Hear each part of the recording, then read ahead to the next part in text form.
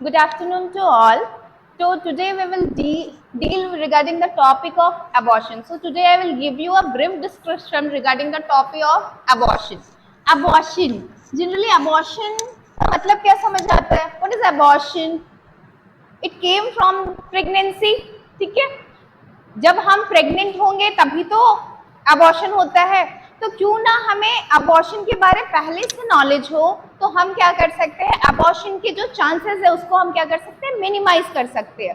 और प्रेगनेंसी, ये प्रेगनेंसी क्या किसी भी फीमेल के लिए बहुत ही खुशनुमा पल होता है। हर फीमेल जब कंसीव करती है और उसे ये पता चलता है कि लाइक मैं माँ बनने वाली हूँ, है ना, और ये उसका फर्स्ट चाइल्ड हो, तो वो बहुत सारे सपने देखती है उसके लिए, लाइक ड्रेसेस तैयार करना, ठीक है। फिर उसकी फैमिली भी बहुत सारी चीजें प्लान करती कि लाइक हमारे घर पे एक नया फैमिली मेंबर आने वाला है। उसने इतना चीज को प्लान किया और अचानक से ये सारा चीज कोलैप्स हो गया। कोलैप्स मींस ये सारी चीजें जितने उसने सपने देखे और सारा अचानक से उसका सपना टूट जाता है, तो वो फीमेल किस तरह से फील करेगी कि लाइक डिप्रेशन में जा सकती है, एंजाइटी हो सकता है। और जब भी वो प्रेग्नेंट है उसको एक फियर आएगा, हमेशा किस चीज का फियर आएगा कि लाइक फिर से मैं कंसीव करूंगी और फिर से मेरा अबॉर्शन हो जाएगा, मैं एक माँ नहीं बन पाऊंगी, या फिर मेरा बार बार अबॉर्शन हो रहा है तो मैं बांझ हो जाऊंगी। इनफर्टिलिटी केसेस देखने के लिए मिल सकते हैं। तो पहले से अगर हम अबॉर्शन के साइन एंड सिम्टम्स को पहचानें और पहले से क्योर करें, तो हम इस अबॉर्शन से क्या हो सकता है, बच सकते हैं।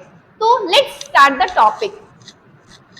तो अबॉर्शन ड्यूरिंग प्रेगनेंसी में हमें पता है कि हमें किसी भी तरह का ब्लीडिंग नहीं होता है। एक ब्लीडिंग होती है जो कॉमन इनिशियल पीरियड में वो होती है इम्प्लांटेशन ब्लीडिंग। इसके अलावा ड्यूरिंग प्रेगनेंसी में हमें किसी भी तरह का ब्लीडिंग अगर देखने के लिए मिल रहा है, तो वो किसके अंदर आएगा, हमारा that is the warning sign for the abortion. जैसे कि आप देख रहे हैं इंट्रोडक्शन में, haemorrhage during early pregnancy means bleeding from the vagina. Usually in the process of pregnancy there is no bleeding. Pregnancy के दौरान हमें किसी भी तरह का ब्लीडिंग नहीं होना चाहिए एक्सेप्ट द इम्प्लांटेशन ब्लीडिंग। अगर यही किसी भी तरह का ब्लीडिंग अगर साइन क्या है,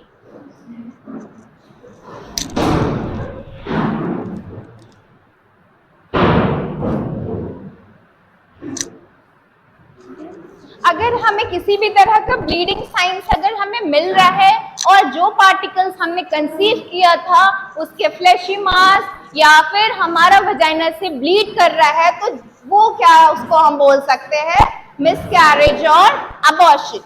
now coming to the definition, abortion एक ऐसा प्रोसेस होता है जिसमें या तो हमने जो भी पार्टिकल्स कंसीव किया है उसके थोड़े बहुत पार्टिकल्स, लाइक फॉर एग्जाम्पल हम कह सकते हैं कि लाइक ये हमारा यूट्रस है और इम्प्लांटेशन हमारी अपर सेगमेंट में हुई है, और यहाँ से किसी भी तरह का अगर हमें ब्लीडिंग होने लगा या थोड़े बहुत भी पार्टिकल्स अगर बाहर निकल जाए, तो फीमेल क्या है, बहुत ज्यादा घबरा जाती है कि हमें पता है कि लाइक ब्लीडिंग नहीं होना चाहिए और क्यों मुझे ब्लीडिंग हो रहा है। तो ये एक वार्निंग साइन भी मिल सकता है हमें, और ये एक थ्रेट एंड वार्निंग भी मिल सकती है। अबॉर्शन जनरली पार्शियल भी हो सकता है और कंप्लीट।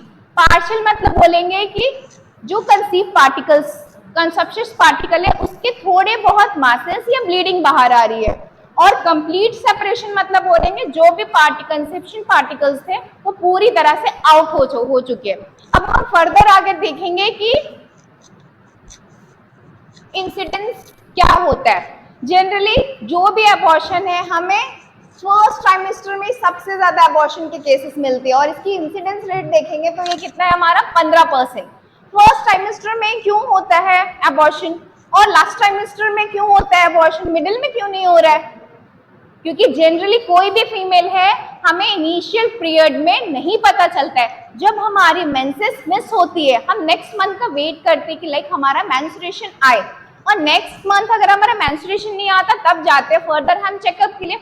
और एक मंथ के अंदर क्या होता है, हमारा बहुत सारे चीज जो बेबी के है वो बन जाते हैं, और इन केस फीमेल क्या है, अनअवेयर है, मतलब उसको नॉलेज नहीं है कि उसकी फैमिली में किसी तरह की हिस्ट्री चली आई है, क्रोमोसोमल एब्नॉर्मलिटी है, पेल्विक में डिफॉर्मिटी है, एंडोक्राइन डिसऑर्डर है, तो जो इम्प्लांटेशन हुआ वो क्या होगा, प्रॉपरली नहीं हो पाएगा, और वो लीड किसको कर सकता है, अबॉर्शन को लीड कर सकता है। क्या क्या इटियोलॉजी होते हैं? पहला है फीटल फैक्टर, फीटल का इम्प्लांटेशन हुआ but due to endocrine disorder, genetical abnormality, उसमें किसी तरह की एबनॉर्मलिटी है तभी भी हमारा अबॉर्शन हो सकता है।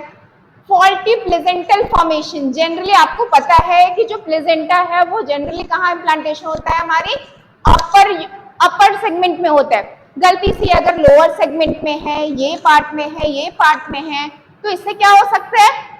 ये लीड कर सकता है अबॉर्शन के चांसेस को, और ब्लीडिंग भी हमारी इंटरनली हो सकती है। नेक्स्ट है ट्विन प्रेगनेंसी। ट्विन प्रेगनेंसी में लाइक जो माँ है कैविटी कम है, माँ की हाइट, जैसे आपको पता है कि अगर शॉर्ट स्ट्रक्चर वाले पर्सन होते हैं जिनकी हाइट कम है उनको भी कंसीव करने में कभी कभी दिक्कत होती है, और ट्विन प्रेगनेंसी कैविटी की साइज कम है और ट्विन प्रेगनेंसी, तो ये भी लीड किसको कर सकता है? अबॉर्शन को। नेक्स्ट है मेटरनल इन्वॉल्वमेंट, माँ प्रेग्नेंट है और माँ को हो सकता है घर पे उसका हस्बैंड है, डोमेस्टिक वायलेंस कर रहा है, पीट रहा है, या फिर माँ को बेटर खाना नहीं, मतलब न्यूट्रिशनल डेफिशिएंसी है, माल नरिश्ड है, ये सारा भी फैक्टर लीड्स किसको करता है? अबॉर्शन को। माँ को पहले से किसी तरह की बीमारी थी और उसने कंसीव कर लिया गलती से, ये भी लीड किसको कर सकता है? अबॉर्शन को। नेक्स्ट है माँ को किसी तरह का इन्फेक्शन प्रेजेंट है, वो माँ ने कंसीव कर लिया, लाइक हो सकता है माँ HIV पॉजिटिव हो, माँ को सिफिलिस हो, गोनोरिया हो, ऐसे कंडीशंस भी लीड कर सकते हैं। नेक्स्ट अदर कंडीशन बोलेंगे मेटरनल हाइपोक्सिया एंड शॉक। माँ ने कंसीव कर लिया और माँ खुद हाइपोक्सिक कंडीशन में जा रही है। जब माँ हाइपोक्सिक कंडीशन में जाएगी तो जो फीटो प्लेजेंटल सर्कुलेशन होता है वो भी नहीं हो पाएगा, तो हमारा बच्चा भी किस में जाएगा? हाइपोक्सिक कंडीशन में। और अगर सब हाइपोक्सिक कंडीशन में चल गए तो क्या होगा? हार्मोन्स जो बन रहे थे हमारे उसके भी वो भी क्या होने लगेंगे? डिमिनिश्ड होने लगेंगे, दैट लीड्स टू अबॉर्शन। माँ को किसी तरह का क्रॉनिक इलनेस लाइक हार्ट की डिजीज है, रीनल फेलियर है, और उस कंडीशन में भी माँ ने कंसीव कर लिया है, तो एंडोक्राइन फैक्टर्स मतलब कि हार्मोन्स है वो रेगुलेट नहीं हो पा रहे। आप सबको पता होगा कि एक हार्मोन है हमारी पूरी प्रेगनेंसी को कंटिन्यू करके रखता है, उस हार्मोन का नाम क्या है? प्रोजेस्टेरॉन। अगर प्रोजेस्टेरॉन की डेफिशिएंसी हो जाती है ड्यूरिंग प्रेगनेंसी के टाइम तो क्या होगा? तब भी हमें अबॉर्शन हो सकता है।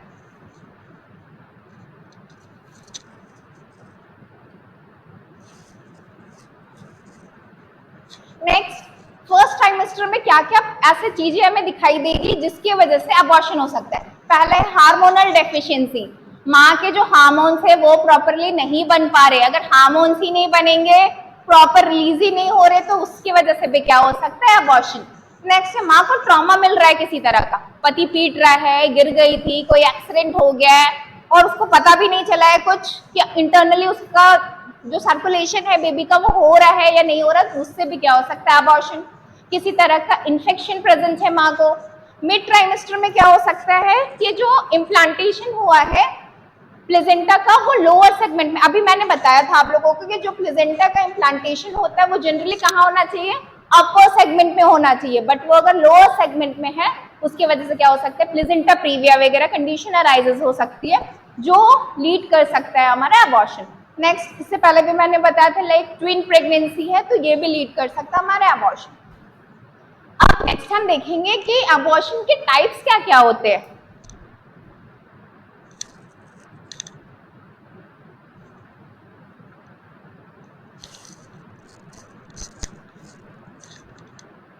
अबॉर्शन के टाइप्स क्या हो सकते हैं? जनरली हमने इसको दो पार्ट में डिवाइड किया है कि स्पॉन्टेनियस एंड एक इंड्यूस।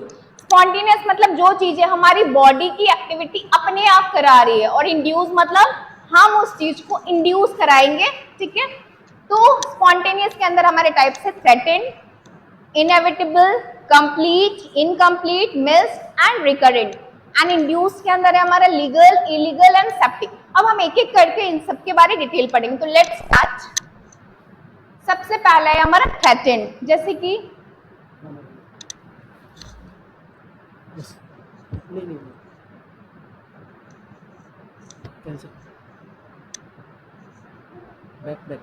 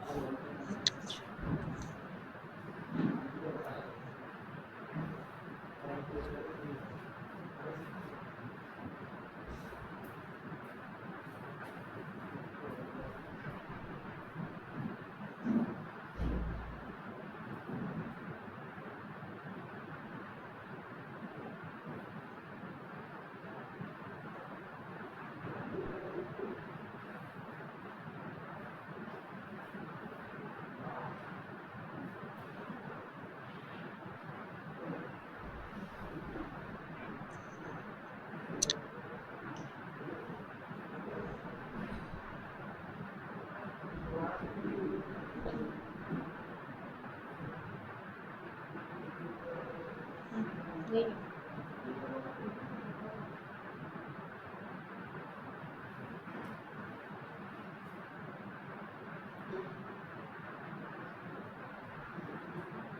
देखना पूरे सब स्लाइड एक तरफ आ जाए, ऐसे करेंगे तो पार हो जाएगा ना। ठीक है। नाउ मिड ट्राइमेस्टर में हम देख सकते हैं कि जो जनरली जो प्लेजेंटा का इम्प्लांटेशन है वो कहाँ होना चाहिए, अपर सेगमेंट में। अगर वो इम्प्लांटेशन कहाँ हो रहा है, हमारे लोअर सेगमेंट में हो रहा, तो that also leads to abortion. अब मैंने बताया कि टाइप्स क्या क्या होते हैं, तो टाइप्स हम इसके देखें तो threatened, inevitable, complete, incomplete, missed and recurrent. And induce में मतलब हम उस जो कंसेप्शन पार्टिकल से कहीं ना कहीं वो माँ और बच्चे दोनों के लिए हार्मफुल है, जिसका हेल्थ इश्यू क्या हो सकता है, माँ के हेल्थ पे भी हो सकता है, और हमारा बच्चा क्या है, एक स्ट्रॉन्ग बेबी जन्म नहीं ले सकता है। तो इस तरह की प्रेगनेंसी को हम क्या करते हैं, टर्मिनेट कर देते हैं, जो हमारा किसके अंदर आता है, इंड्यूस के अंदर। इंड्यूस के भी 3 टाइप है, लीगल, इलीगल एंड सेप्टिक। तो अब हम एक एक करके देखते हैं क्या। First we will see threatened. Threatened मतलब जब कभी आप कहीं कॉलेज जाते हो, या डेली अगर आप कॉलेज जा रहे हो, पढ़ने के लिए जा रहे हो, या फिर घर पे कभी आप कुछ बदमाशी करते हो, तो दैट टाइम हमारे पेरेंट्स क्या करते हैं, हमें थ्रेटेंड वार्निंग देते हैं, नेक्स्ट टाइम तुम 7 बजे के बाद आए तो फिर मैं तुम्हें बताता हूँ, या फिर तुम्हें फोन नहीं मिलेगा। ये ना कहीं वार्निंग साइंस है। अगर पेरेंट्स ने जो बोला उस चीज को हम मान ले और वो गलती हम दोबारा ना करें, तो पेरेंट्स भी हमारे खुश रहेंगे।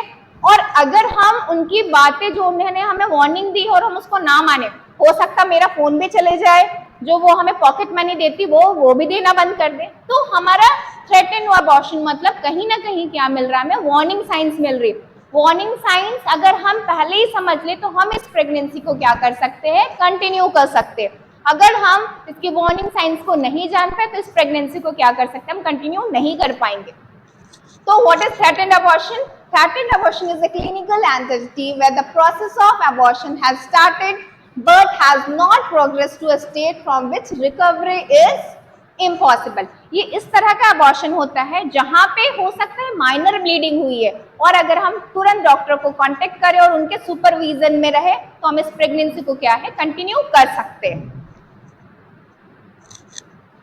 Next, clinical features. हमें कैसे पता चलेगा कि हमें कहीं ना कहीं वार्निंग साइंस मिल रहे हैं? हमें वार्निंग साइंस अगर हम जल्दी जान ले तो हम इस प्रेगनेंसी को क्या है, कंटिन्यू कर सकते हैं और हमें हेल्दी बेबी को जन्म दे सकते हैं।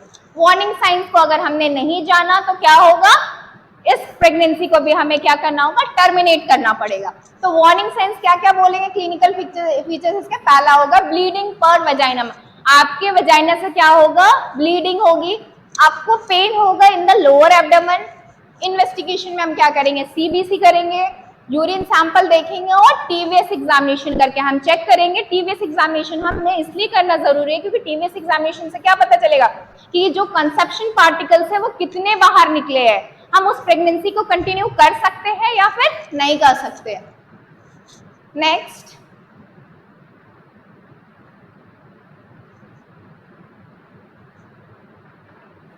इसके लिए हम नर्सिंग मैनेजमेंट क्या कर सकते हैं, माँ को एश्योर करेंगे, माँ को बोलेंगे कंप्लीट बेड रेस्ट के लिए, क्योंकि कहीं ना कहीं माँ को क्या है, वार्निंग साइन मिल चुका है। उस वार्निंग साइन को अगर वो नहीं मानेगी तो क्या हो सकता है, उसे उस प्रेगनेंसी को टर्मिनेट करना पड़ेगा। नेक्स्ट, वल्वर स्वैपिंग करेंगे। वल्वर स्वैपिंग करना क्यों एसेंशियल है, क्योंकि वल्वर स्वैपिंग करेंगे और हम उसको इन्वेस्टिगेशन के लिए हमें भेजेंगे तो हमें ये पता चलेगा कहीं माँ को किसी भी तरह का इन्फेक्शन तो आकर नहीं हुआ है, और डाइट पे भी माँ का ध्यान देंगे। Next, inevitable. इनएविटेबल अबॉर्शन इस तरह का अबॉर्शन होता है जिसमें हम प्रेगनेंसी को कंटिन्यू नहीं कर पाते।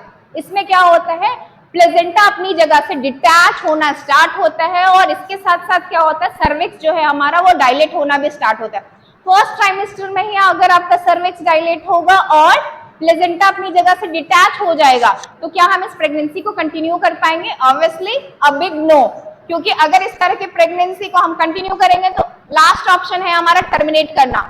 प्लेजेंटा अपनी जगह पे नहीं है, सर्विक्स डायलेट हो रहा है, सर्विक्स लाइक ओपन हो रहा है, तो वो अपने आप ही क्या होगा, टर्मिनेट हो जाएगा। इस तरह की प्रेगनेंसी को हम कंटिन्यू इसलिए नहीं कर पाते क्योंकि यहाँ पे एक good portion of the placenta has been detach. एक बोलेंगे एक ज्यादा पोर्शन प्लेजेंटा का क्या है, अपनी जगह से हट चुका है। जैसे कि आप डायग्राम में देख रहे हैं इनएविटेबल अबॉर्शन, ये डायग्राम आपको दिखा रहा है ना कि एक प्लेजेंटा जो अटैच हुआ है वो देखो अपनी जगह से हट चुका है, और इवन जो हमारा फीटस इम्प्लांटेशन यहाँ हो रहा था वो भी अपनी जगह से हट चुका है, और यहाँ पे ब्लीडिंग भी हो रही है धीरे धीरे। अभी फर्स्ट ट्राइमेस्टर में ये हाल है, लास्ट ट्राइमेस्टर तक तो ये पूरा ही हट जाएगा, फिर हमारा बेबी कैसे ग्रो करेगा, हो ही नहीं सकता ना प्रेगनेंसी कंटिन्यू। इस तरह की प्रेगनेंसी को जनरली हम क्या करते हैं, टर्मिनेट कर देते हैं, क्योंकि इसमें सर्विक्स भी डायलेट हो रहा है। नेक्स्ट, इसके क्लिनिकल फीचर्स क्या मिलेंगे हमें, जो फीमेल है उसको क्या होगा, लोअर एब्डोमिनल पेन होगा, ब्लीडिंग होगी, और साथ में जो फीमेल है आप उसको टच करोगे तो वो कोल्ड और कामी स्किन दिखाई देगा हमारा। यूट्रस को आप टच करके देखोगे तो यूट्रस कैसा मिलेगा, फॉर्म मिलेगा हमें। नेक्स्ट आता है हमारा कॉम्प्लिकेशन, इसके मिलेंगे हैवी ब्लड लॉस और इन्फेक्शन हो सकता है कॉन्सेप्शन पार्टिकल और हमारे यूट्रस का। मैनेज क्या करेंगे, ऐसे कंडीशन में हमें जो फीमेल है उसको तुरंत से तुरंत हॉस्पिटल लेके जाना, क्योंकि अगर ब्लड लॉस है वो अगर हैवी हो जाएगा तो फीमेल हमारी कहाँ जा सकती है, शॉक में जा सकती है। नेक्स्ट, हमें ये देखना है कि कोई भी पार्टिकल्स अंदर लेफ्ट तो नहीं है, अगर कोई भी पार्टिकल कंसेप्शन के पार्टिकल्स अगर अंदर छूटे हुए होंगे तो वो लीड करेंगे पीपीएच को, और फर्दर वो क्या करेंगे, सेप्सिस क्रिएट कर सकते हैं। नेक्स्ट, अगर हैवी ब्लड लॉस हो गया है तो फीमेल शॉक में जा सकती है, तो हमें उस शॉक को भी क्या करना है, ट्रीट करना है।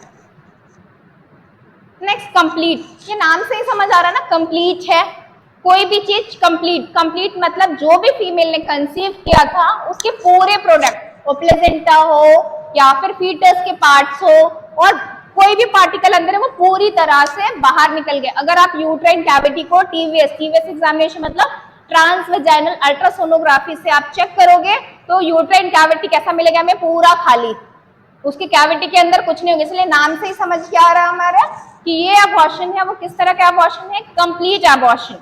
यहाँ पे it is a type of abortion where the product of conception is expelled in masses. Clinical features देखें हम इसकी तो there is a history of expulsion of reflexive mass per vaginum, vaginal bleeding become trace. और generally abortion के समय क्या होता है, आपने अबॉर्शन करा के आप आ गए, उसके बाद ब्लीडिंग आपको हैवी होगी, धीरे धीरे वो ब्लीडिंग क्या होगी, ट्रेस, और फिर लास्ट में क्या होगा, एब्सेंट, खत्म हो जाएगी। पर यही ब्लीडिंग अगर कंटिन्यू चल रही है आपके साथ 15 दिन और 1 महीना, तो कहीं ना कहीं क्या हो गया, आपको सेप्सिस हो गया है, या फिर कॉन्सेप्शन के जो पार्टिकल्स थे अंदर कुछ पार्टिकल्स लेफ्ट बिहाइंड है। हम कैसे कंफर्म करेंगे कि जो हमारी अबॉर्शन है वो पूरी तरह से हो चुका है, हम क्या करेंगे, टीवीएस एग्जामिनेशन करेंगे, that is trans vaginal ultrasonography that shows empty uterine cavity. जो हमारा कैविटी है वो पूरी तरह अगर खाली है, हमने टीवीएस एग्जामिनेशन करके देखा, तभी हम कंफर्म करेंगे कि ये प्रेगनेंसी क्या है, ये हमारी अबॉर्शन क्या है, पूरी तरह हो चुकी है। Let's see in the diagram. जैसे कि आप डायग्राम में देखिए, हमारा कैविटी क्या है, पूरी तरह से खाली है, और जो हमारा फ्लैशी मास है ये पूरी तरह बाहर आ चुका है। इसमें जो फीमेल है उसको किसी भी तरह का क्या है, आगे सेप्सिस या पीपीएच होने की संभावना नहीं होगी, क्योंकि कैविटी क्या है, पूरी तरह खाली हो चुका है। लेट्स सी नेक्स्ट, इसमें हम नर्सिंग मैनेजमेंट क्या करेंगे, माँ की कंडीशन को हम ऑब्जर्व करेंगे, कितना ब्लड लॉस हुआ है माँ को, इस चीज का भी ध्यान रखेंगे। टीवीएस करके हम देखेंगे कि अंदर कोई पार्टिकल्स तो नहीं है, क्योंकि अंदर कोई पार्टिकल अगर लेफ्ट होगा तो that leads to PPH and sepsis. अब आता है इनकम्प्लीट। इनकम्प्लीट का मतलब समझ आ रहा है, थोड़ा पार्टिकल तो बाहर निकल गया है और थोड़ा अंदर है। जैसे लाइक आपको कोई टास्क दे हम करने के लिए, बोले कल सबमिट करना है, तो आप क्या करोगे, मैम टाइम नहीं मिला, हमने आधा किया, आधा हम कल करके आएंगे। बहुत सारे स्टूडेंट्स का ऐसा एक्सक्यूज होता है, बट यहाँ पे भी सेम चीज अराइज हो रही है कि इनकम्प्लीट मतलब कुछ तो कंसेप्शन के पार्टिकल हमारे बाहर निकल गए हैं और कुछ पार्टिकल्स क्या है अभी भी हमारे अंदर है। अगर उस पार्टिकल्स को हम बाहर नहीं निकालेंगे तो क्या होगा, अभी मैंने बताया पीपीएच हो सकता है और क्या हो सकता है, सेप्सिस हो सकता है फीमेल को। तो what is incomplete abortion? It is a condition when the entire products of conception are not expelled, मतलब conception के पूरे particles क्या है, बाहर नहीं निकले हैं। Instead a part of it's left inside the uterine cavity. कुछ जो part है वो कहाँ है, अभी भी हमारी cavity के अंदर है। This is the commonest type meet amongst women hospitalized for abortion complicated. Generally ज्यादातर आप हॉस्पिटल एनवायरनमेंट में जाओगे और रिसर्च और डेटा स्टडी देखोगे तो सबसे ज्यादा आपको केसेस किसके मिलेंगे, इनकम्प्लीट। बहुत बार फीमेल बहुत सारी क्या करती है, जो रूरल एरिया वगैरह से बिलोंग करते हैं, अपने बेबी नहीं चाहिए, 2-4 बेबी है, फिर क्या करते हैं, चलो दवाई खा लेते हैं। अब दवाई खा लोगे तो आपको तो ये भी पता होना चाहिए ना कौन से वीक में क्या खाना है। बाहर से बस मेडिसिन लेके आके खा लोगे तो क्या होगा, कुछ पार्टिकल्स बाहर निकल जाएंगे और कुछ कॉन्सेप्शन के पार्टिकल्स अंदर रहेंगे। बहुत सारे मेथड्स में हमें सर्जरी भी करने की जरूरत पड़ती है, बहुत सारे मेथड में हमें डीएनए भी करना पड़ता है, और initial pregnancy less than 6 weeks है तो हम मेडिकेशन के द्वारा भी हटा सकते हैं। But if the female has enough knowledge then she will do ना। अगर उसको नॉलेज नहीं है तो वो दवाई खाएगी तो अबॉर्शन, कैसा अबॉर्शन होगा, इनकम्प्लीट। और जो जिसकी वजह से क्या हो सकता है फीमेल को, पीपीएच, वो उसको भी ट्रीट नहीं करेगी तो हो सकता है female shock, and last option है हो सकता है उसकी डेथ भी हो जाए। क्लिनिकल फीचर्स क्या होते हैं, history of expulsion of a fleshy mass per vagina. Female से हम पूछेंगे तो वो क्या बताएगी कि कुछ फ्लैशी सा मास मेरे वजाइना के थ्रू आउट हुआ था। पेन होगा फीमेल को in the lower abdomen area पे, फीमेल को कंटिन्यू पेन होगा क्योंकि अभी भी पार्टिकल्स क्या है हमारे अंदर है। और परसिस्टेंट वेजाइनल ब्लीडिंग, क्योंकि अगर पार्टिकल्स अंदर है तो फीमेल को हो सकता है वो ब्लीडिंग 1 मंथ तक भी हो, जब तक कि वो पार्टिकल्स वहां से हटेगा नहीं। और इतने 1 मंथ तक हम छोड़ देंगे तो फीमेल कहाँ चली जाएगी, इन सेप्सिस, शॉक, और जितनी कैविटी हो सकता है वो खराब भी हो जाए, इवन डेथ भी हो जाए इस फीमेल की। और ऐसे कंडीशन में termination is must because the product left behind may lead to profuse bleeding and sepsis. ये कंडीशन में भी हमें क्या करना है, उस प्रेगनेंसी को क्या करना है, टर्मिनेट करना है। नहीं करेंगे तो फीमेल को ब्लीडिंग कंटिन्यू होगी, even female sepsis, shock and last death. Nursing management में क्या करेंगे, ब्लड लॉस माइल्ड है, मॉडरेट है, सीवियर है, इस चीज को हम एनालाइज करेंगे।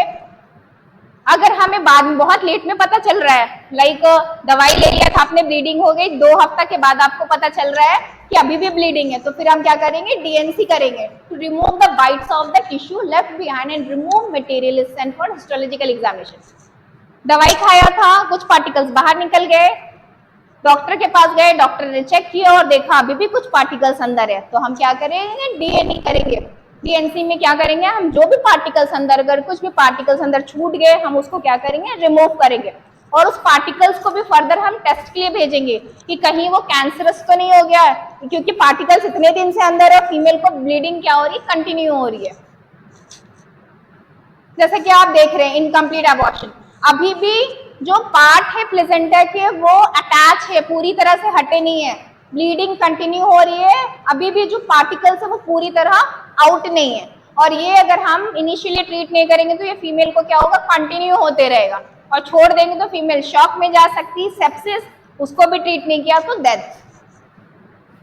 अब है दूसरा हमारा साइलेंट और मिस्ड। साइलेंट और मिस्ड मतलब अबॉर्शन तो हो चुका है पर अभी भी मैं प्रेग्नेंट हूँ और बच्चा हमारा अंदर क्या है, मरा पड़ा है, और फीमेल को कुछ भी नॉलेज नहीं। इसलिए मैंने पहले बताया था कि हमें वार्निंग साइंस पहले पहचानने हैं कि हमारे अंदर क्या चल रहा है और क्या वार्निंग साइंस मिल रही है, जिसको हम अर्ली डिटेक्ट करें तो हम इस अबॉर्शन से बच सकते हैं।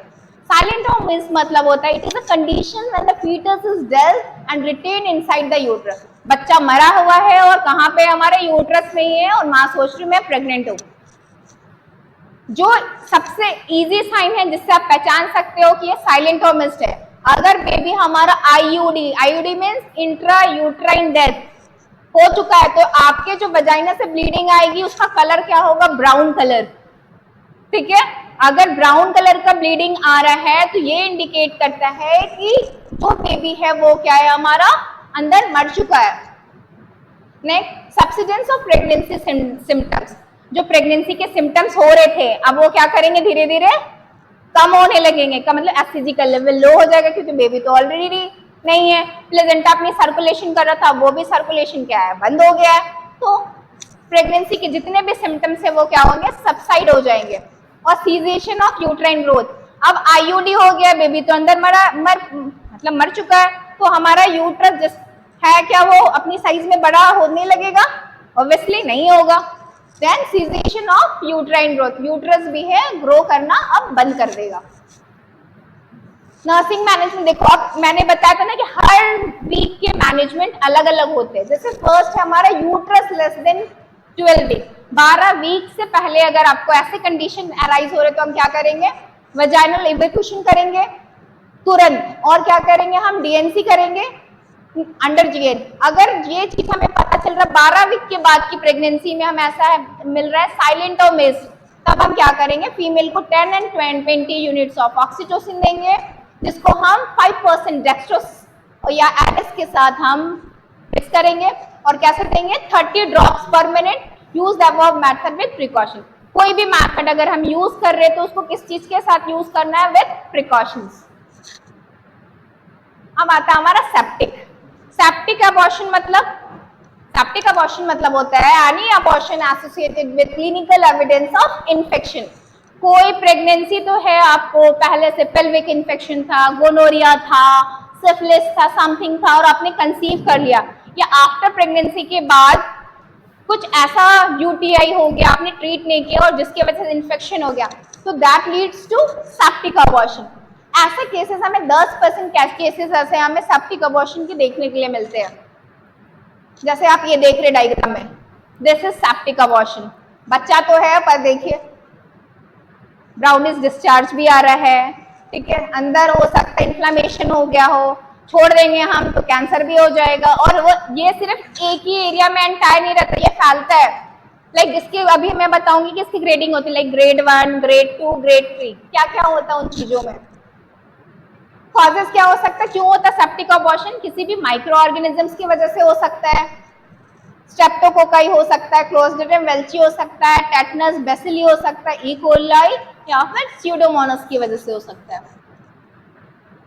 क्लिनिकल फीचर्स हमें पता है कि अगर हमें किसी भी तरह का इन्फेक्शन हो रहा है तो उसमें सबसे कॉमन है फीवर आना। फीवर इंडिकेट कर रहा है कि कहीं ना कहीं आपकी बॉडी में किसी भी तरह का सेप्सिस और इन्फेक्शन हुआ है। The patient has pain in abdomen of varying degree. There may be septic shock, vaginal bleeding भी आएगा, vaginal से जो bleeding आएगा उसकी स्मेल कैसी रहेगी, फाउल स्मेलिंग करेगा।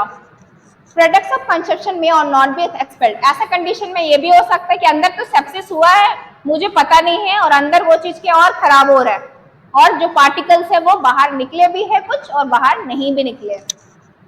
इन्वेस्टिगेशन में क्या करेंगे, हम वेजाइनल स्वाब लेंगे, क्योंकि वेजाइनल स्वाब लेके इन्वेस्टिगेशन के लिए भेजेंगे हम, तभी हमें पता चलेगा कि इन्फेक्शन हुआ है तो कौन से माइक्रो ऑर्गेनिजम्स की वजह है, उसके अकॉर्डिंग हम एंटीबायोटिक को फर्दर ट्रीटमेंट देंगे। ब्लड टेस्ट के लिए देंगे, यूरिन एनालिसिस करेंगे कल्चर के लिए कि कौन सा बैक्टीरिया प्रेजेंट है या माइक्रो ऑर्गेनिजम्स प्रेजेंट है। स्पेशल इन्वेस्टिगेशन में अल्ट्रासोनोग्राफी करेंगे हम पेल्विक और एब्डोमेन का, एक्सरे करेंगे, एंड लास्ट ब्लड स्टडी। अब मैंने बताया कि इसकी ग्रेडिंग, अगर इन्फेक्शन सिर्फ हमारे यूट्रस तक ही है तो हम उसको बोलते हैं ग्रेड 1, और जनरली 80% केसेस हमें ग्रेड 1 वाले ही मिलते हैं। नेक्स्ट हमारा ग्रेड 2, अगर इन्फेक्शन पेल्विक के अलग स्ट्रक्चर्स तक भी पहुंच गया तो उसमें हम देखते हैं 15% केसेस हमें ऐसा मिलता है। एंड ग्रेड 3 कि ये पेरिटोनाइटिस एंड सेप्टिक शॉक का भी रूप ले लिया है तो हम बोलेंगे ग्रेड 3। ग्रेड 1 में क्या है, तो हमारी यूट्रस तक ही है और उसकी जगह वो सेप्सिस नहीं फैला है। ग्रेड 2 में क्या है, पेल्विक स्ट्रक्चर्स को भी कवर कर लिया है, और ग्रेड 3 में क्या है, अदर ऑर्गन्स लाइक पेरिटोनाइटिस और शॉक में भी चले गए तो वो किसमें काउंट होगा, ग्रेड 3। कॉम्प्लिकेशन क्या होता है, इमीडिएट, अगर सेप्सिस हुआ है तो आपको तुरंत क्या क्या सिम्टम्स देखने के लिए मिल सकता है। सबसे पहले होगा आपको हेमरेज, नेक्स्ट होगा injury to the uterus and adjacent structures, spread of infection that may lead to acute renal failure. अगर हमने इनिशियल स्टेज में ट्रीट नहीं किया तो इसकी वजह से क्या हो सकता है, हमें acute renal failure. Now next remote complication, remote मतलब तुरंत तो पता नहीं चलेगा बट लेट स्टेज में हमें पता चलेगा। क्रॉनिक डिसेबिलिटी भी हो सकती है क्योंकि सेप्सिस क्या है, सिर्फ आपके यूट्रस में नहीं था। ग्रेड 2 में क्या है, पेल्विक स्ट्रक्चर को भी कवर किया था, एंड ग्रेड 3 में अदर ऑर्गन्स को भी कवर कर लिया था उसने। तो बाद में हमें क्या, अगर हम तुरंत ट्रीट नहीं की तो क्रॉनिक डिसेबिलिटी हो सकती है, पेल्विक बैकेज हो सकता है, डिस्पेरियूनिया, डिस्पेरियूनिया मींस पेनफुल सेक्सुअल इंटरकोर्स, और हम कहाँ जा सकते हैं, इमोशनल डिस्टर्बेंस में भी जा सकते हैं। ऐसे कंडीशन में कभी कभी ऐसा होता है कि बहुत ज्यादा फैल चुका है, ग्रेड 3 को भी क्रॉस कर दिया तो हमें हिस्टेक्टोमी करना पड़ता है, मतलब टोटल रिमूवल। और टोटल रिमूवल हो गया आपकी कम एज में भी तो आप तो फिर मां नहीं बन सकते हो, ठीक है, तो आप इमोशनल डिप्रेशन में जा सकते हो। अब आता है recurrent and habitual abortion. Recurrent मतलब वो चीजें जो बार बार हो रही है, फीमेल को अभी इस साल फीमेल ने कंसीव किया था, अब 2 महीने के बाद 4 महीने के बाद फिर कंसीव किया, जितनी बार वो कंसीव करती है उतनी बार क्या हो रहा है, उसका कंसेप्शन प्रोडक्ट्स क्या है, आउट हो जा रहा है, मतलब अबॉर्शन हो जा रहा है। Recurrent abortion is defined as a sequence of 3 और मोर कंसेक्यूटिव, 3 या फिर 3 से ज्यादा बार अगर फीमेल को जो भी कंसीव पार्टिकल्स उसने कंसीव किया था वो क्या होता है, आउट हो जा रहा, तो अपने आप, तो हम उसको किसमें काउंट करते हैं, रिकरेंट। ऐसे केसेस हमें बहुत कम देखने के मिलते हैं, 0.4 to 2%। क्यों होता है ऐसा? सबसे पहले अगर बार बार हो रहा तो कहीं ना कहीं मेरे में किसी तरह का दिक्कत हो सकता है, मेरे क्रोमोसोमल डिफॉर्मिटी है, यूट्राइन एनोमली है, या हार्मोन जो बन रहे हैं वो प्रॉपरली अमाउंट में नहीं बन पा रहे, तो genetical chromosomal errors, anatomical defect, pelvic structures, uterine cavity, uterine structure, tube सब में डिफेक्ट है, यूट्रस में किसी तरह का इन्फेक्शन हुआ है। 1% केसेस हमें कैसे मिलते हैं, अननोन केसेस। इन्वेस्टिगेशन में क्या करेंगे हम, थोरो एग्जामिनेशन करेंगे, ठीक है, थोरो एग्जामिनेशन में हम सब कुछ चेक करेंगे, लाइक पेल्विक का स्ट्रक्चर्स कैसा है, कैविटी कैसी है, लैंडमार्क्स प्रॉपरली वहाँ अवेलेबल है या नहीं, उसके डायमीटर्स कितने हैं, पेल्विक हमारी गायनोकॉइड है या नहीं, अगर फीमेल का पेल्विक एंड्रॉइड है तो सी सेक्शन तो हो सकता है, बट कॉम्प्लिकेशन भी ग्रो करेगा, तो लाइक किस तरह की प्रॉब्लम है, माँ अगर जीडीएम वाली तो नहीं है, ब्लड ग्लूकोज लेवल चेक करेंगे, अल्ट्रासोनोग्राफी करेंगे और एंडोसर्वाइकल स्वैप करेंगे चेक करने के लिए कि माँ को किसी तरह का सेप्सिस प्रेजेंट है या नहीं। नर्सिंग मैनेजमेंट में क्या करेंगे, एनाटॉमिकल डिफेक्ट्स अगर प्रेजेंट है किसी तरह के तो हम कोशिश करेंगे उसको सर्जरी के थ्रू करेक्शन करने के लिए। किसी भी तरह का अगर सिफिलिस का इन्फेक्शन है तो हम उसको क्या देंगे, पेनिसिलिन देंगे। जो कपल है अब हम उसको बोलेंगे कि अगर जब भी आप प्लान कर रहे हैं कि आपको कंसीव करना है तो पहले क्या कीजिए, आप एंटीनेटल काउंसलिंग कराइए और एंटीनेटल चेकअप कराइए। एंटीनेटल काउंसलिंग और एंटीनेटल चेकअप अगर हम पहले ही कराएंगे तो क्या होगा, हम इन चीजों से बच सकते हैं, हम अबॉर्शन से भी बच सकते हैं, हम रिकरेंट अबॉर्शन से भी बच सकते हैं। नेक्स्ट है, अगर इनकेस फीमेल ने कंसीव किया तो फीमेल को क्या बोलेंगे, ऐसी कोई एक्टिविटी नहीं करनी है जो आपके लिए हार्मफुल हो, और इंटरकोर्स करने और ट्रैवलिंग के लिए भी फीमेल को क्या करेंगे, हम मना करेंगे। नेक्स्ट, फीमेल को बोलेंगे कि अगर ऐसा कंडीशन अराइज हो रहा है तो क्या आपको सेक्सुअल इंटरकोर्स अभी फिलहाल नहीं करना है, और रीअश्योर करेंगे उससे। अब आता है इंडक्शन ऑफ एबॉर्शन, अभी मैंने बताया था, अब ये तो सारे स्पॉन्टेनियस के टाइप हो गए। अब नेक्स्ट हम पढ़ेंगे इंडक्शन। इंडक्शन मतलब ऐसा कोई चीज जिसकी वजह से माँ का हेल्थ और फीटस का हेल्थ दोनों लोग कहीं ना कहीं कॉम्प्लिकेशन में जा रहा है, और दोनों उसकी हेल्थ के लिए हैजार्डस हो सकते हैं। इवन माँ को सीवियर कॉम्प्लिकेशन हो सकता है, माँ की भी डेथ हो सकती है और हमारा बच्चा की भी डेथ हो सके। ऐसे कंडीशन में हम क्या करते हैं, लेबर को मतलब अबॉर्शन को हम इंड्यूस कराते, खुद से करते हैं। An induced abortion is a medical or surgical procedure intentionally end a pregnancy. Intentionally मतलब खुद से हम कोशिश करते हैं कि प्रेगनेंसी को हमें टर्मिनेट करना है। इससे पहले जो हमने पढ़ा था हम खुद से कोशिश नहीं कर रहे थे, वो तो हमारे सामने सिचुएशंस ऐसे अराइजेस हो गए थे कि हमें उस प्रेगनेंसी को टर्मिनेट करना पड़ा, या कुछ प्रेगनेंसी को हम कंटिन्यू लेके जा भी रहे थे, जैसे कि थ्रेटेंड अबॉर्शन में विथ सीवियर क्या कर रहे थे, सीवियर क्या करते हैं, हम प्रिकॉशंस लेके उस प्रेगनेंसी को कंटिन्यू कर रहे थे। बट ये प्रेगनेंसी में हम क्या इंटेंशनली इस प्रेगनेंसी को एंड करते हैं। क्यों एंड करते हैं, क्योंकि ये प्रेगनेंसी माँ और बच्चे दोनों के लिए क्या है, हैजार्डस है। इसके 2 टाइप्स है, द इंड्यूस्ड अबॉर्शन में भी लीगल और इलीगल। एमटीपी हमारा आया था 1971 में। एमटीपी कोई भी एक रजिस्टर्ड प्रैक्टिशनर ही कर सकता है, ऐसे कहीं नहीं आप नर्सिंग होम में गए और नर्स को बोले कि मेरे को प्रेगनेंसी को अपनी टर्मिनेट कराना है, रजिस्टर्ड प्रैक्टिशनर ही होना चाहिए। Medical termination of pregnancy act हमारा आया था 1971 में। It is illegal if the pregnancy is having severe complication which will be threatened to the mother and the fetus life. इसको हम लीगल तभी बोलेंगे कि जब ये प्रेगनेंसी हमने कंसीव किया है ये माँ और बच्चे दोनों के लिए क्या है, डेंजरस है। माँ का हेल्थ भी कहीं ना कहीं क्रिटिकल कंडीशन में जा सकता है और हमारा बच्चे के, तो इस प्रेगनेंसी को हम एमटीपी के थ्रू क्या करते हैं, टर्मिनेट करते हैं। इसमें हमें कंसेंट लेना पड़ता है। जनरली कंसेंट हमारे 3 टाइप के हैं। अगर फीमेल मैरिड है और उसका हस्बैंड भी है तो हमें उसके हस्बैंड की कंसेंट लेने की कोई नीड नहीं, क्योंकि बहुत सारी फैमिली में ऐसा होता है ना कि 3 लड़कियां हैं, बेटा नहीं हुआ, ठीक है, तो पता चलता है बेटी फिर से बेटी हो जाएगी, तो उस प्रेगनेंसी को क्या करते हैं हम, हटा दो, हमें और बेटी या नहीं चाहिए, और किसी को पता चलता है लड़की है तो हटाओ, अबॉर्शन कराओ। तो इसलिए फीमेल की इच्छा हो, उसे बच्चा रखना है तो कंटिन्यू करेंगे, नहीं रखना है तो हम क्या करेंगे, अबॉर्ट करेंगे। बट कहीं ना कहीं ये क्या है, क्रिटिकल कंडीशन अराइजेस होगा तभी टर्मिनेट करेंगे, ऐसा नहीं लड़का है लड़की है तो हम प्रेगनेंसी को टर्मिनेट करेंगे। हमें मैरिड है फीमेल तो सिर्फ फीमेल का ही कंसेंट चाहिए, उसकी हस्बैंड की कंसेंट की कोई नीड नहीं है। नेक्स्ट, फीमेल अगर अनमैरिड है और उसकी उम्र 18 साल से ज्यादा है तो हमें उसके गार्जियन का भी कंसेंट लेने की जरूरत नहीं है। फीमेल इज, कभी कभी ऐसा केसेस होता है ना, रेप केसेस हो गया, या फीमेल गलती से कंसीव कर ली है और उसकी उम्र 18 साल से ज्यादा है, तो हमें किसी भी गार्जियन किसी की भी कंसेंट नहीं। वो अगर बोले कि मैं सिंगल मदर होकर अपना बच्चा पाल सकती हूँ तो दैट कंसेंट इज इनफ। अगर वो बोले कि नहीं मुझे अबॉर्ट कराना है तो उसका ही कंसेंट चलेगा। नेक्स्ट, जो फीमेल है उसकी उम्र 18 साल से कम है और उसने कंसीव कर लिया है, ठीक है, बट कहीं ना कहीं कॉम्प्लिकेशन भी अराइजेस हो रहे हैं, तो उस कंडीशन में हमें उसके गार्जियन का कंसेंट चाहिए, क्योंकि ये माइनर एज ग्रुप में आ रही है तो हमें उसकी फैमिली का कंसेंट चाहिए, ना कि उसका।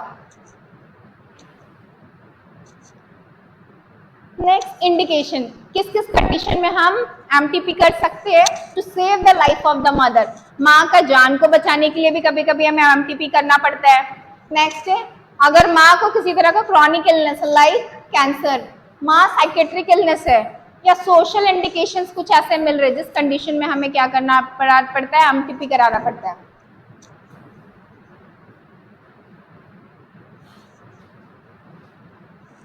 कौन कौन एमटीपी कर सकता है? सबसे पहले, a registered medical practitioner is qualified to perform an MTP. जो भी एमटीपी करेंगे वो एक क्वालिफाइड प्रैक्टिशनर ही होना चाहिए, दैट नर्सेस नहीं कर सकती है। Okay, one has assisted at least 25 MTP and an authorized center and has a certificate। आपके पास मिनिमम क्या होना चाहिए, 25 MTP आपने किया हो, आपके पास सेंटर होना चाहिए और उसका सर्टिफिकेट होना चाहिए। Next, one has got 6 months of house surgeon training in obstetric and gynecology।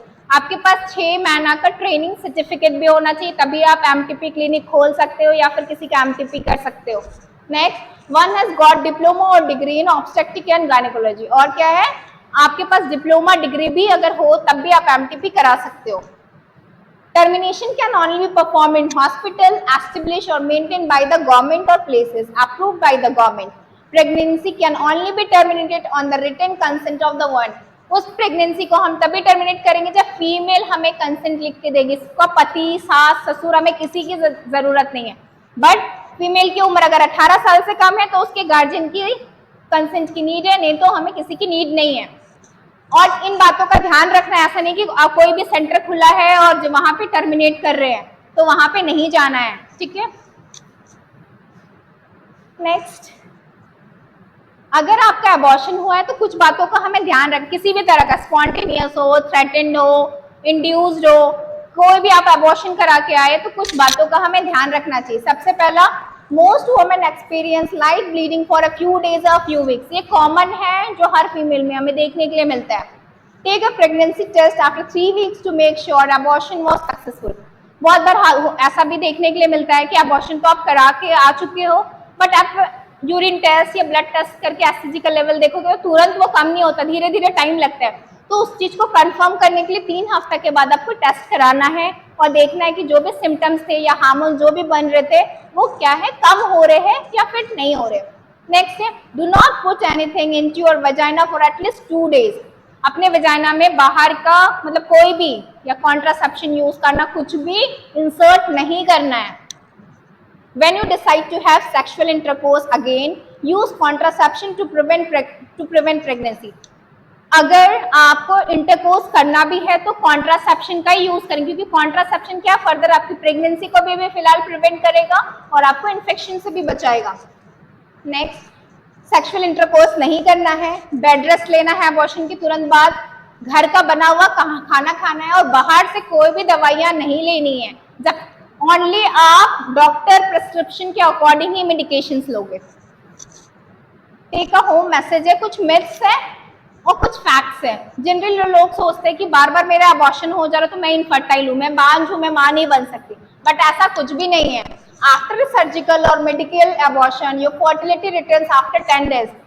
अगर आप तुरंत अभी अबॉर्शन करा के आए हो, 2-3 महीने के बाद आप फिर से चाहो तो फिर से कंसीव कर सकते हो। ऐसा कुछ भी नहीं है कि अबॉर्शन कराए 1 साल तक मैं कंसीव नहीं कर सकती हूँ या फिर मैं इनफर्टाइल रहूंगी, ऐसा कुछ भी नहीं है। Next, you will spend several days in the clinic after having a surgical abortion। बहुत लोग ऐसा सोचते हैं कि लाइक अबॉर्शन कराएंगे तो मुझे 1 महीना बेड रेस्ट लेना पड़ेगा, पर फैक्ट बोलता है ऐसा कुछ भी नहीं है। अबॉर्शन का प्रोसेस मिनिमम 15 से 30 मिनट का प्रोसीजर है, जिसके बाद आप फ्रीली घर आ सकते हो और प्रॉपर बेड रेस्ट और अच्छी डाइट और मेडिकेशन लेके चीजें से बाहर निकल सकते हो। ए surgical abortion is a high risk treatment. सब लोग ऐसा सोचते हैं कि सर्जिकल अबॉर्शन करा रहे हैं तो ये हाई रिस्क ट्रीटमेंट है, बट ऐसा कुछ नहीं है। When performed by a healthcare professional or surgical abortion is safer than giving birth। अगर कोई एक्सपीरियंस और मेडिकल प्रैक्टिशनर आपको अबॉर्शन करा रहे हैं तो ये आपके लिए सेफ है, इसलिए कहीं पे भी जाके अबॉर्शन नहीं कराना है। आपको कराने से पहले देखना है कि उसके क्लिनिक ऑथराइज है कि नहीं, उसने कितने एमटीपी किए, उसके पास सर्टिफिकेट है कि नहीं। Next last point, having a surgical abortion will give you a big scar। ऐसा सोचते हैं कि लाइक हमने सर्जिकल अबॉर्शन करा तो बहुत बड़ा स्कार होगा, ठीक है, ऐसा कुछ भी नहीं है। It does not require any cutting so you not have any scars. इसमें किसी भी तरह का कटिंग वगैरह की जनरली जरूरत नहीं पड़ती है, तो ऑब्वियसली आपको किसी भी तरह का स्कार नहीं होगा। ओवरऑल इन अ नटशेल हम कह सकते हैं कि prevention is better than cure, ठीक है। पहले से चीजों को अगर हम प्रिवेंट करें तो हम कॉम्प्लिकेशन से बच सकते हैं। So thank you to all.